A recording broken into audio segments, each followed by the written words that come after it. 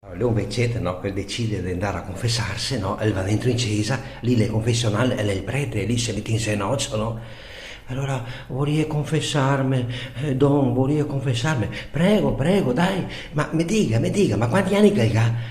Ormai ho 80 anni, Oh, ma che bella età. E mi dica, ma quanto tempo c'è che non si confessa più? Qual è stata l'ultima volta? L'ultima volta c'è stata quando che ho fatto la prima comunione. Cosa? Che hai fatto la prima comunione?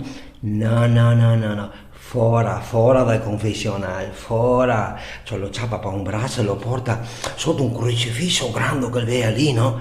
E pinza il cielo, no? È un bel cielo, lo impinza un cielo e va sopra il crocifisso, no? E comincia a dire che ti si sta, ti caro mio, ti si sta, ti tutti i tuoi anni, ti quei tuoi peccati che fa. Guarda che corona di spine è là che l'ha in testa, ti si sta, ti tutti i tuoi anni. Guarda le frustate che l'ha dappertutto, ti si sta, ti quei tuoi peccati.